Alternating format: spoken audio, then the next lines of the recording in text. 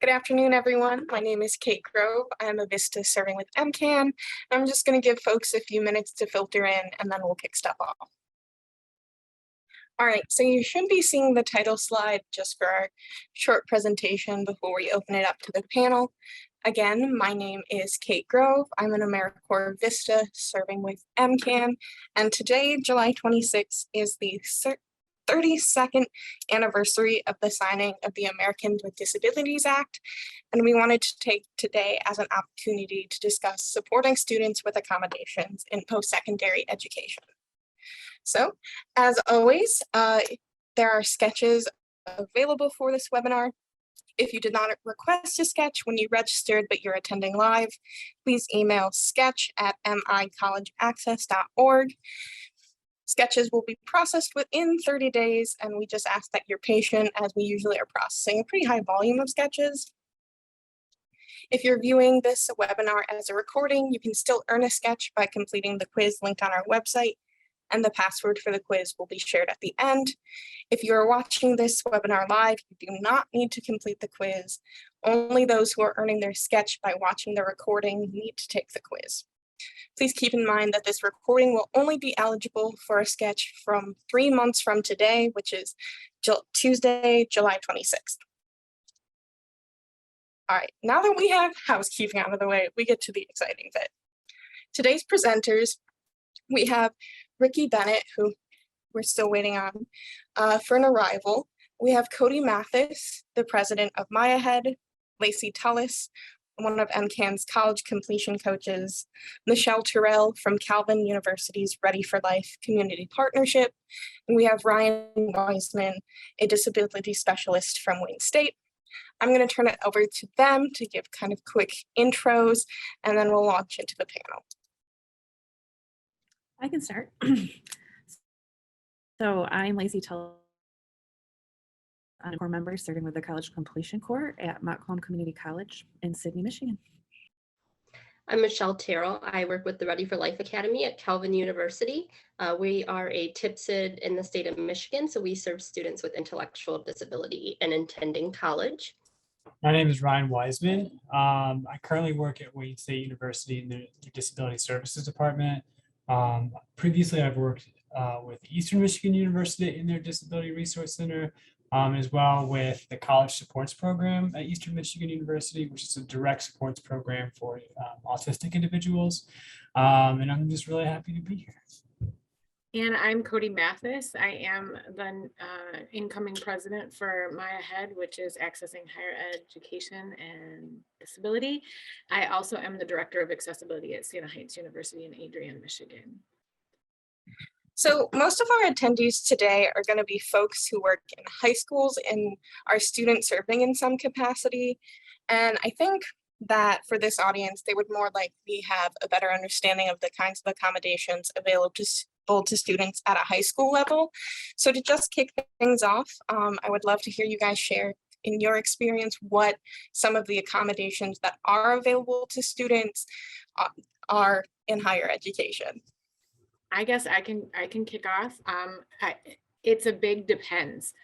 So I'll start by saying that accommodations in the university level at the post higher ed level is definitely not a cookie cutter process. So it's really highly dependent on an interactive process. And some of the things you'll note though, transitioning from a high school 504 or IEP type process to college, the very first thing is that most of the time it is a lot more student driven versus school driven.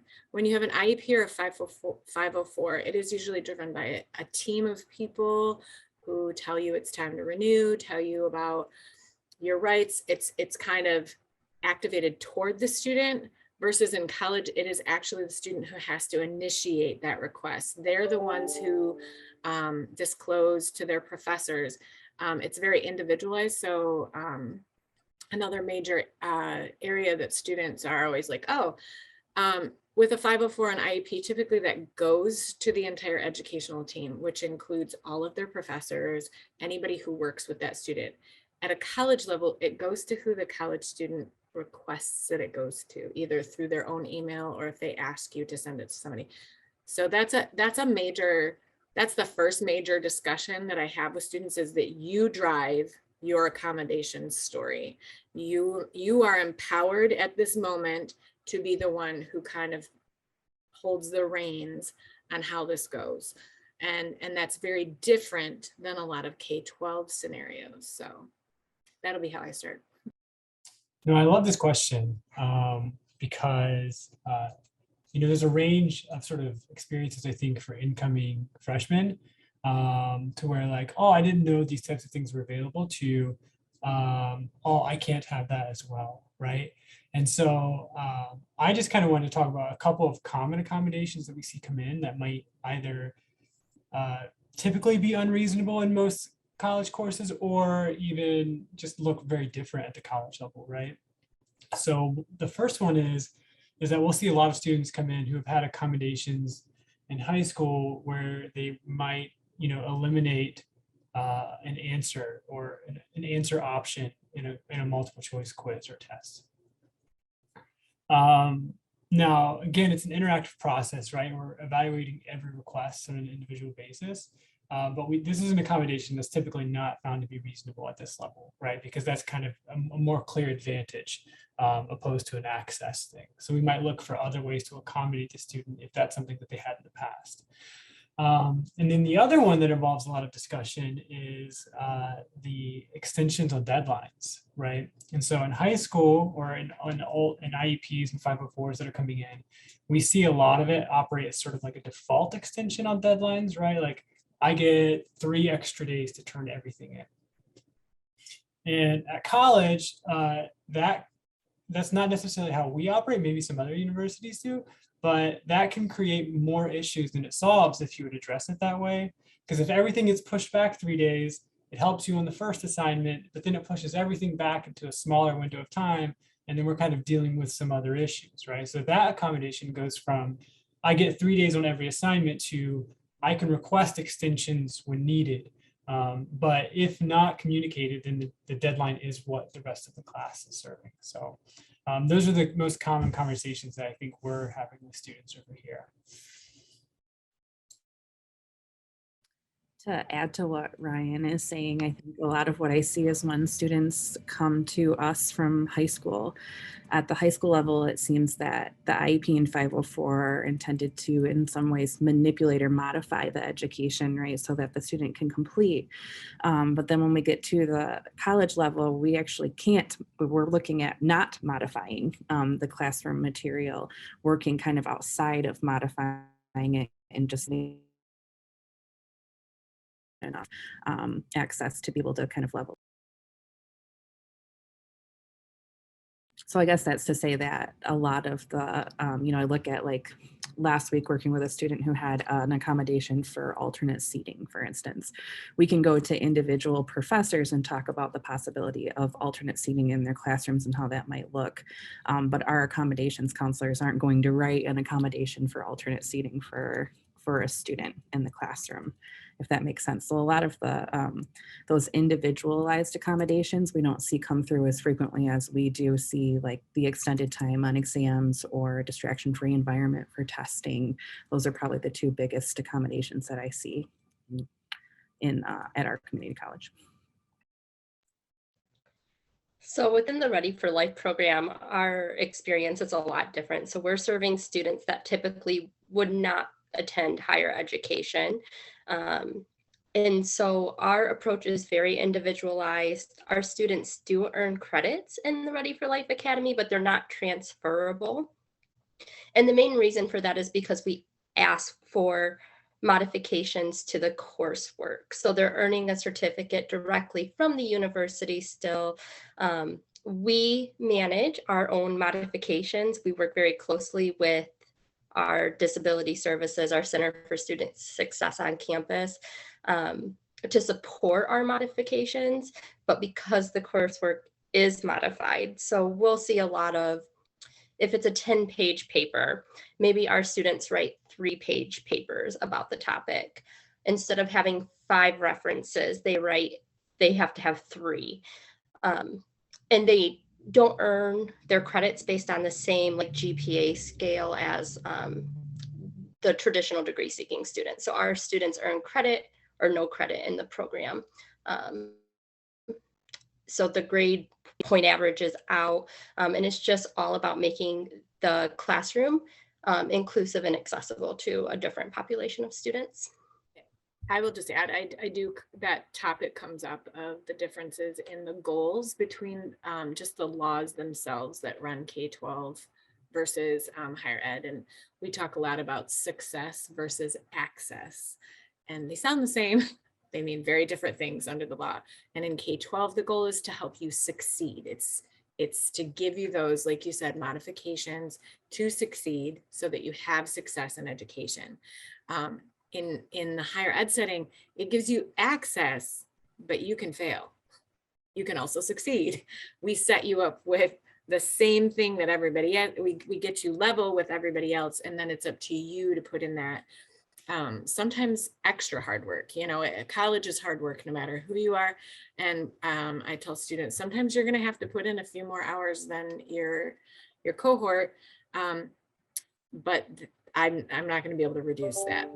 That is going to be something that you have to then take on. And that can be difficult, especially coming out of the pandemic when a lot of schools went online and there was a lot of online work, and now it comes back to learning to manage our time in a physical space and juggling things differently than when we were in K-12 and people helped us juggle. Now it's down to you juggling it for yourself. So we do a lot of time management, guidance, coaching as part of this too. So. Speaking of the pandemic, kind of the next question I wanted to float was how, online schooling and the pandemic has affected like the way students seek accommodations, or, as we know, like the pandemic was a mass disabling event, like how, if you guys have seen maybe increased like access to accommodations, or students who might not have like found their way to you pre-pandemic, realizing that in the new kind of education landscape that they need accommodations. Definitely an uptick in the kinds of accommodations requested, asking for accommodations in general. I will say a positive of the pandemic is that students are more comfortable utilizing technologies to request things that they need, which is nice because it just allows for a little bit freer conversation than having to just walk in and ask somebody in person. They're a little more comfortable doing it through email. That said, I just got back from the National Ahead Conference, and there was lots of talk about post-pandemic and how that's going to change the face of things. And the short answer is that COVID itself is not a disability. Fear of COVID is not a disability, but there are situations like long COVID. We're going to see students with long COVID. We're going to see those accommodations coming into play. And there's also some mental health impact that will now increase, that has increased the requests of mental health based accommodations. And so that's the biggest area that I've seen as far as, sorry, I had 3 things pop up on my screen. I thought I had muted and I was trying to get rid of them and I lost my train of thought. Can you repeat the second part of that question for me? Yeah, I think the second part of that was perhaps if like more students were seeking accommodations. I thought I answered, but I wasn't sure. So good. Okay. I think the really interesting thing for us was, we've seen a lot of the same patterns that Cody has seen here at Wayne State. But I think another thing was that students were reporting that professors in general during that time were sort of more accommodating than they had experienced before, right? So there was sort of this like forced empathy where everyone was kind of thrown into the same boat and we all just saw how tough it was on each other. And so when students were sort of being informally accommodated by professors, they're like, oh, this really helps. So like I had anxiety, I didn't know it actually impacted my schooling to this degree. You know, when they gave me more time on an exam, when they'd let me request an extension, like this, my performance was much better, right? Like I feel like I was fairly evaluated during that point in time. And so after that, they're like, well, how do we continue this? And so then professors started pointing them towards us. So we kind of got, you know, a batch of students just from, you know, just navigating the pandemic and all the tough things that was involved in that, but also just from this sort of process of just learning what works, because, you know, instructors and professors at the time were being more informally accommodating. I think at the community college level, we're seeing a lot of reconnect students coming in, and those are adult learners a lot of the time. And so, well, that doesn't necessarily pertain to the high school folks who are here. We have a lot of adult learners coming in who probably should have had an IEP or 504 at K through 12, but didn't. And so then some of the kind of repercussions of COVID is we have these folks coming in and then we're recognizing that they need some help, and we're able to make a connection through Michigan Works or Michigan Rehabilitation and get them some testing for free, and then in hopes of eventually being able to get them those accommodations. But there's that stigma, you know, for the older generation about getting the testing done and utilizing those accommodations after. And so we're working kind of in a different field in the sense of helping those adult learners get the proper accommodations so that they can be successful at the college level. For us, I would think our biggest thing that we've seen is students re-entering education after taking several years gap. We typically take students that are a little bit older anyways. Most of our entering freshmen are 20 to 21 when they enter our program. But because many of our students are also medically frail, they withdrew from school or transition programs during COVID, or they were not able to attend those things in person. So we're really having to have some discussion with them about what it was like to be in the classroom, what accommodations have been successful in the past for them, and try to reconnect them, that reconnecting piece with like what worked for you previously, what do you need now? And just getting them used to being back in a classroom or back in a structured setting. There was a question in the chat that asked for documentation or some sort of articles, etc., that talk about COVID-19 and its connection to disability or not being a disability. And I will email those to you, Kate, if that's okay. Where I cited that it's not a disability and it doesn't, long COVID counts. So I'm going to clarify, if they have documentation of long COVID, that can rise to the level of disability under the law.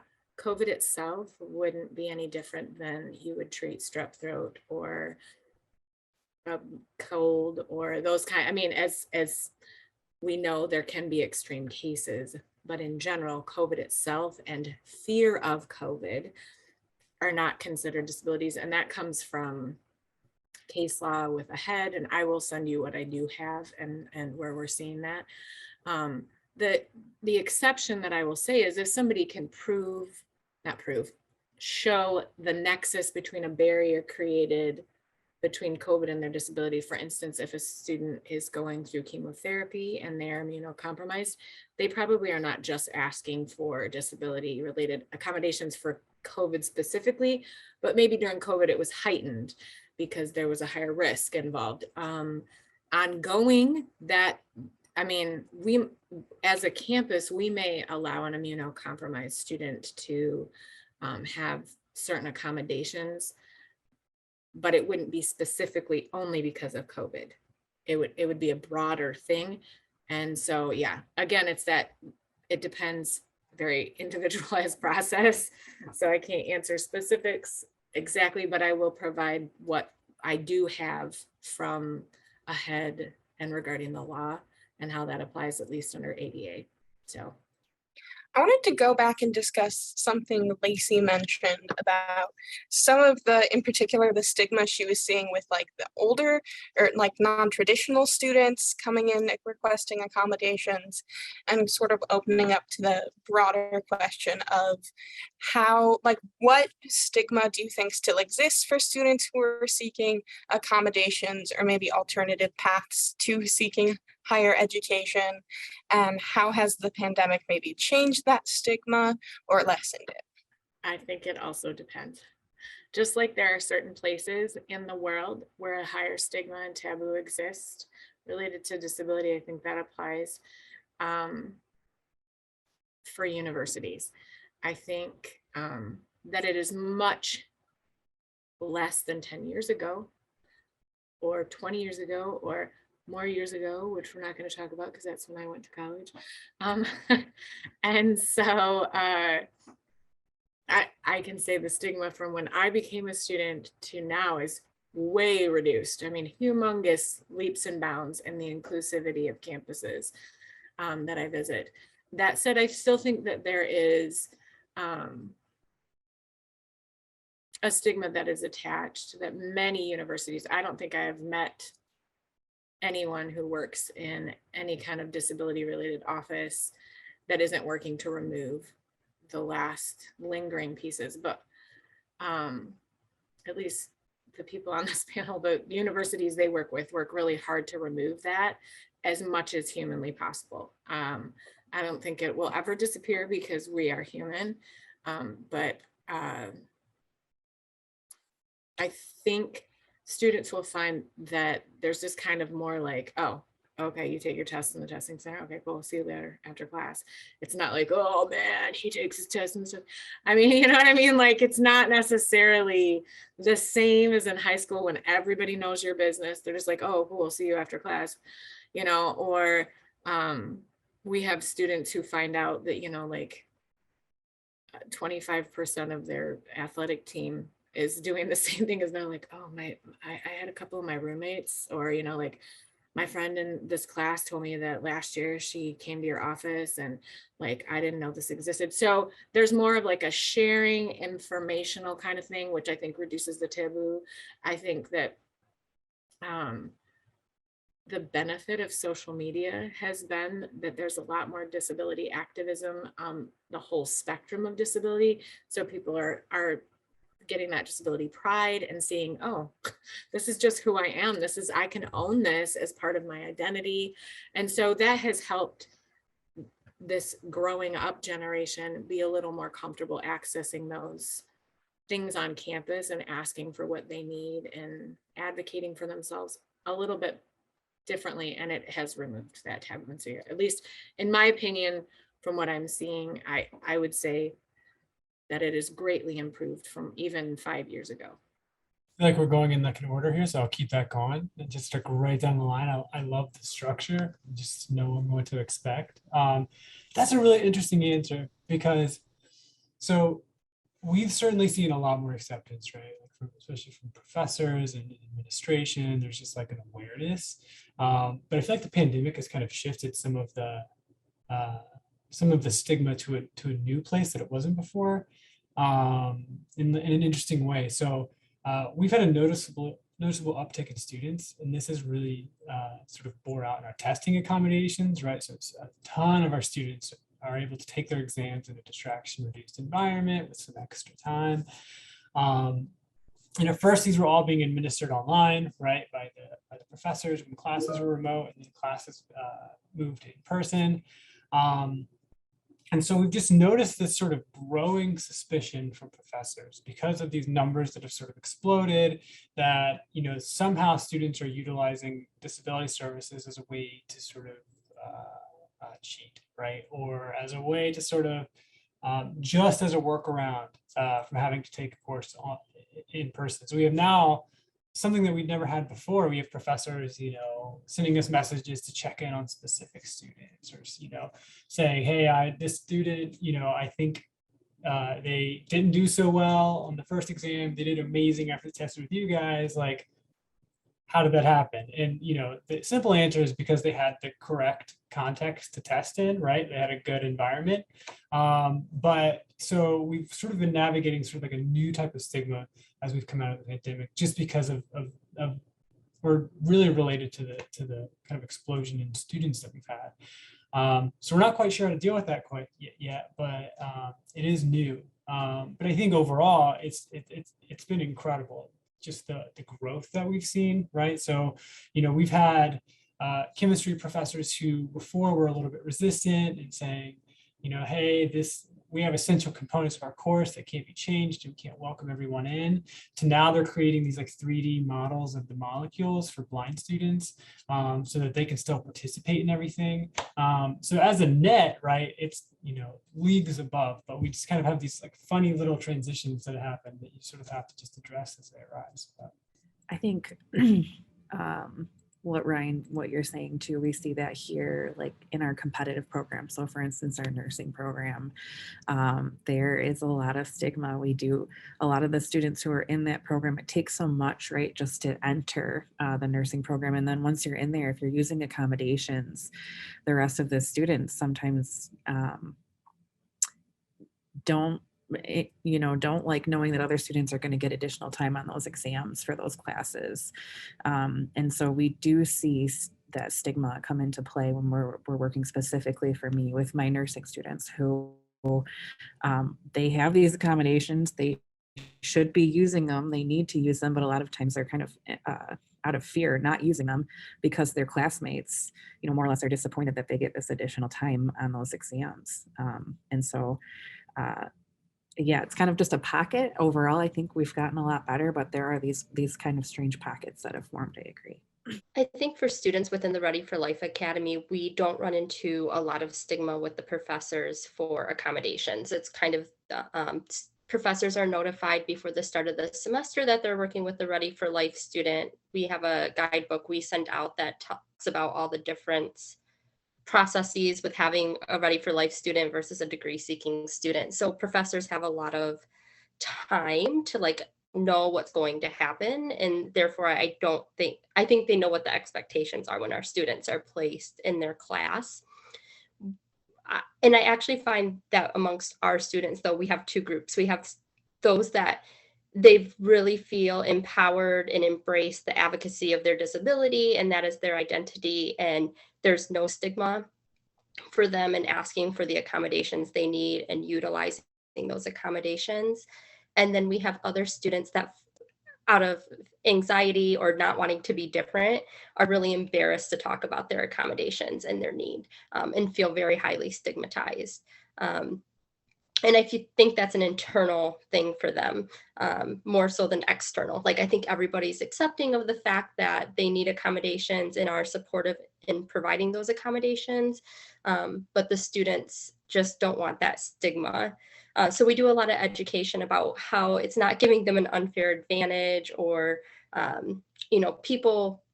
no one's thinking twice about the fact that you don't do a 10-page paper. Like, they don't know that you're not doing a 10-page paper, to try to empower them to know what they need when they ask for accommodations, and why that's important for them to utilize those accommodations. What I have found is part of our program requires work-based learning or internships, and the stigma within higher education is a lot less than the stigma at employers. Like, we still struggle with stigma with employers when it comes to accommodation need. And that's like one of our biggest barriers. I think just to add, and also to sort of circle back in a way to answer Valerie's question. So Valerie in the chat asked, what if an instructor notices that a student has possible disabilities? Is it wise to ask the student if he needs assistance from disability resources within the university? So all of our institutions have just made, I think as a culture, as a country, we just made these leaps and bounds, right? But it still doesn't mean that students are sort of coming in, feeling safe even, or just like capable or willing to sort of disclose these things. And, disclosure should always be 100% their right and their responsibility. But the way that we're sort of coaching instructors in this context is that if you notice something, it's always good to, after class, talk to them, during office hours or something like that, and just listen for buzzwords, right? Talk about, things you're noticing, just keep it to your direct observations, and then sort of listen, like, I'm just feeling anxious, I can't focus. And so you hear things like this, and then these are sort of trigger words that immediately say, hey, well, student disability services or disability services in the university really, this might be something that they can help with. But yeah, it's probably not best practice to in the class mention it in front of everyone. That happens, unfortunately, and we have conversations with the professor where that occurs. But it's really, it's much easier than you think to sort of kind of get to the point of, I see this behavior, I'm observing this too. Maybe disability services can be of assistance here. That's a really good answer, Ryan. We often teach our faculty, well, first off, we try to use a UDL model. So, but the referral piece is you're to directing, not diagnosing. Don't try to solve their problems. Don't try to figure out what's wrong, why they're struggling. But like you said, just if you're picking up on something, you can privately email, you can pull them into your office hours. You can, if you feel the need to announce it to everybody, announce it in a general way. Please don't do it directly after the student has done something very obvious that you're like, oh, hey, speaking of anybody who's, like we're trying to keep, while there shouldn't be a stigma and taboo attached, like I said, it's gotten a lot better. And there are, I do agree with Lacey and Michelle and Ryan's that there are still pockets where that is developing. But in general, there shouldn't be that stigma or taboo. We still want to respect somebody's individual right to disclose or not disclose in public, which is different, again, than a K-12 setting where a teacher might just hand a student who's walking in the door with everybody else, hey, don't forget you're taking your test down in the resource room. Because everybody knows it's a different kind of game or process when you get into the higher ed setting. So I do appreciate that. We do try very hard to teach the instructors how to guide a student to the appropriate resources on campus, not be the one who solves everything for them. At MCAN, something that we talk about a lot is that college access is often the first hurdle, not the only hurdle for students. So I was wondering just what your observations were when it comes to, rates of like college success and completion for students who choose to access accommodations versus those who choose not to. So like I said before, ADA is about access, not success. So if you don't get your access early, you might not be as successful as your peers who either are non-disabled or who accessed early.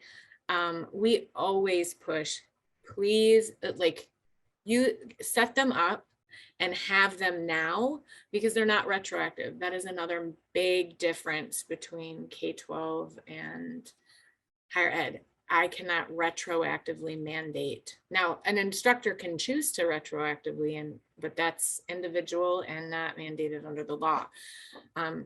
As opposed to in K-12, that may be different, and they may be able to retroactively enact certain things, let you retake tests and things like that. That will never happen. Well, that will usually not happen at I can't say always and never, in a higher ed setting. And so as far as the success rate, I have been at Sienna Heights to give you a little idea of who we are. Our on-campus student population runs about 1,000 or less. So we're a very small private college. We also have our online SHU Global, which I think in total, including on campus, we're like 5,000. So we're a very small college. That said, even though we're small, we have smaller class size, more opportunity for coaching, things like that. Students who do not disclose until they are already struggling tend to go on to academic probation. I would say I have we have a pretty statistically average number of students. I have about 2 to 250 registered with my office every year. So on a campus that right now is between 800 and 1,000, that's not so far off the mark. The online students, we have a better universal design model for our online learning. And so they don't always have to request as often because it's already set up in a universal design schema. It's a very different world online versus they're on campus. So that said, of those 250, I will say, I'm just looking through pre-pandemic. I'm going to say pre-pandemic because I don't count the pandemic statistics the same as I would anything else because that was an entirely different ballgame. Pre-pandemic, I would say 10 to 15% of students who registered late with my office. So not their freshman year or not their first semester of their freshman year. So they didn't register until winter semester or right before finals of their fall semester. About 10 to 15%. We were just looking at stats earlier. Either stopped out, transferred universities thinking that it would be easier, or went on academic probation. And so, like I said, the ones who stopped out usually were due to the fact that they were not going to pass that semester at all. So they would have had several repeated classes. And that's a pretty considerable amount. 10 to 15% is a lot. So that's on our campus. So I think that encouraging students to get registered early is super important. Accessing those accommodations. The other piece is having them make sure that they're at a university that supports universal design, which helps eliminate the need to have as many accommodations from the beginning because it's accommodating everyone and all learners. So that makes a difference too. Asking those questions during your tours with your admissions counselors, researching, just Googling which colleges have the best disability programs. I mean, you know, even those kinds of things can give you kind of clues of who and what and where, looking on ahead, not to toot that, but looking there for who are active affiliates and finding those universities and things like that. So, Kate, this is a great question that I've actually spent the last year really trying to fully understand, right? Because so what we were running into is that we do end of semester surveys, and sometimes we do mid-semester surveys if there's, you know, like a pandemic or something where we need to kind of keep in touch with students more. And from a self-report point of view, the intervention of disability services is huge for students. So at least they feel like they're doing much better, right? So they were struggling, they get accommodations, and then, you know, maybe they didn't get the outcome they wanted or that they would desire or that would be ideal, but they're reporting that it was a help.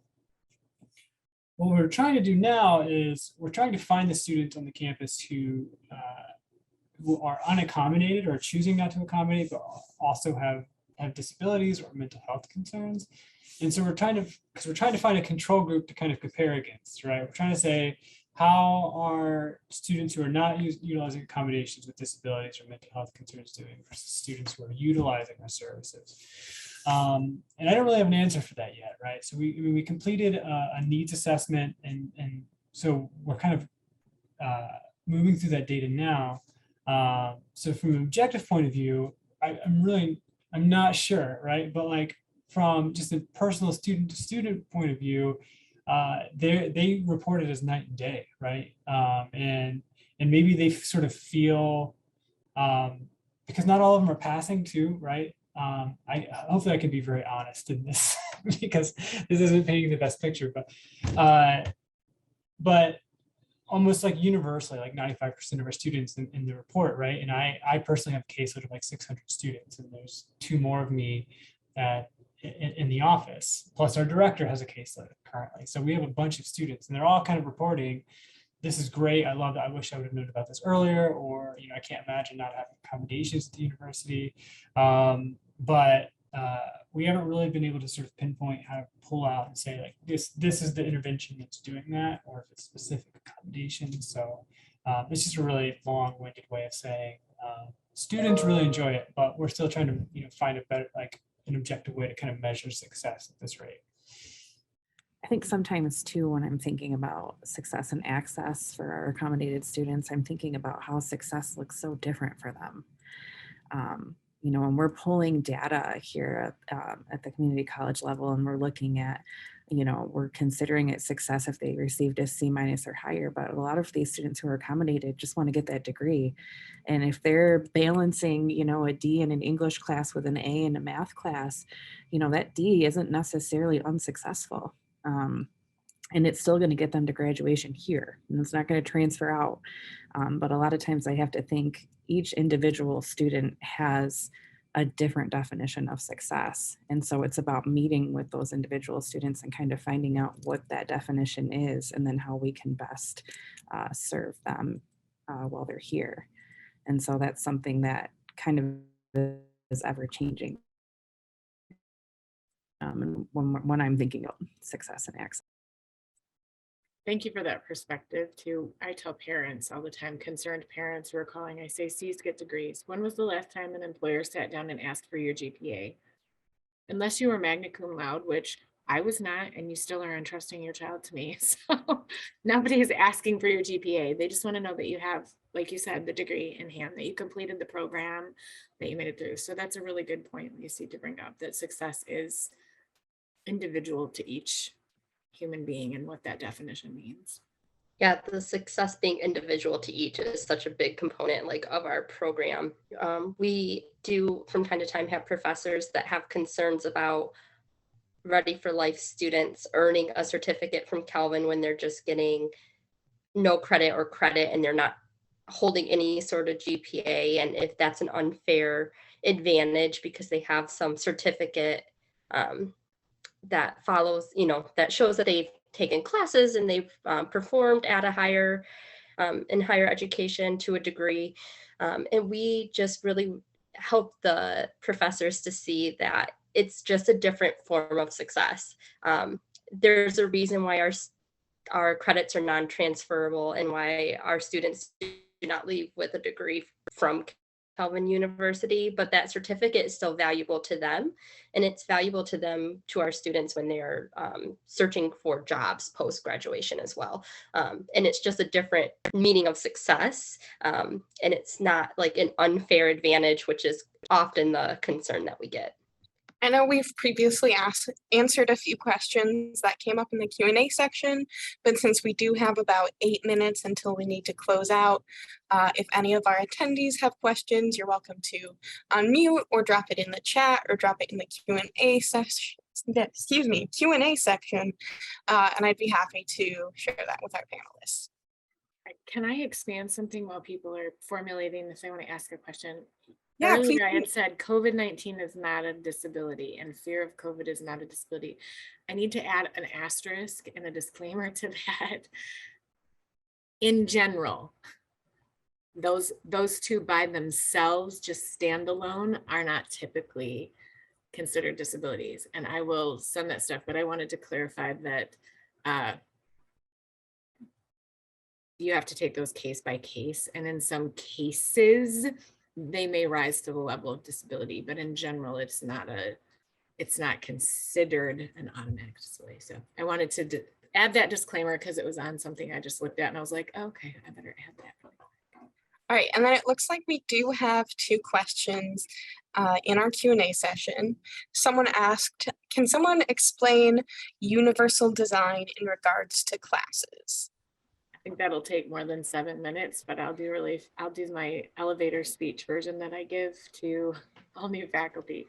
Universal design for learning is from a social justice model of disability, which says the individual is only disabled because the environment creates barriers that disables them. So when you're thinking of a classroom, you think all learners, disability or no disability, and what barriers are created, and how you design your classroom and coursework to remove as many barriers as possible to accessing the knowledge and learning that you are trying to present. So for instance, I'll just use my office. Ta-da. If I had a small door and a small space that a student who was a chair user was trying to get access into, that would not be a universally designed office. I would, you can't see, but it's actually a pretty large office with almost nothing in the middle of it and a very big door, so that students of any mobilities can access this office. The same principle would apply if I was giving a PowerPoint presentation. I would read my slides. Again, another reason not to have your slides be all text, so you don't have to read it, but you would read it and describe any pictures just naturally, so that you include anybody who is either low vision, blind, or using an interpreter whose maybe back is to the slides. So then you're incorporating universal design. It also helps for auditory learners who hear you read it versus just having to read it themselves, that kind of thing. That would be universal design in the quickest way possible that I can think of, if anybody wants to add. Universal design is one of those things that we offer our professors every year a chance to take an in-depth training on how to like include it in their teaching. And we've had a lot of interest and some really great work done by our professors to make their classes like more inclusive. One of the areas where we're working right now is thinking about UDL in testing and what that looks like. And you know, you're always balancing what does this professor typically do and the time constraints that they have. But if they have the opportunity to offer things like verbal finals to students who need them, so other testing alternative options, if it's appropriate for that class, like helping the professor to kind of feel out what is more inclusive for everybody, because not everyone learns in the same format. And some people are good test takers, some students are great test takers, and some are great students, but terrible test takers. And how can you support all of them? And so much of it is, there's a heart there. We see a heart for our professors of wanting to do that, but there's also that reality of like time constraints and how much flexibility can they have and what's additional work that's being requested as well. So it's one of those things that we're still trying to feel out. There's been some great work in other schools that have really big TIPSID programs about more inclusive final exams and midterm exams. So that's one of the things we're working on right now as well. All right, we are at about time. Before I launch into our closeout housekeeping, I just wanted to say a huge thank you to our panelists today. This has been a really exciting way to sort of begin having the conversation about accommodating students in post-secondary education and the vast variety of ways that looks like. As always, there is a sketch available for this webinar if you're watching live. If you did not submit your PIC number when you registered but would like to earn a sketch, please email sketch@micollegeaccess.org. If you are viewing this webinar as a recording, you can complete the quiz found on our website to earn your sketch. The password for the quiz is here in orange, and it is ADA32. Again, if you are attending live, you do not need to take the quiz. And then just as a super quick closeout, if you've enjoyed this webinar and you're not signed up for MCAN's newsletter, please do so. This will be a great way to learn about upcoming webinars we have and to stay in touch with different resources from MCAN. All right, thank you all for your time today.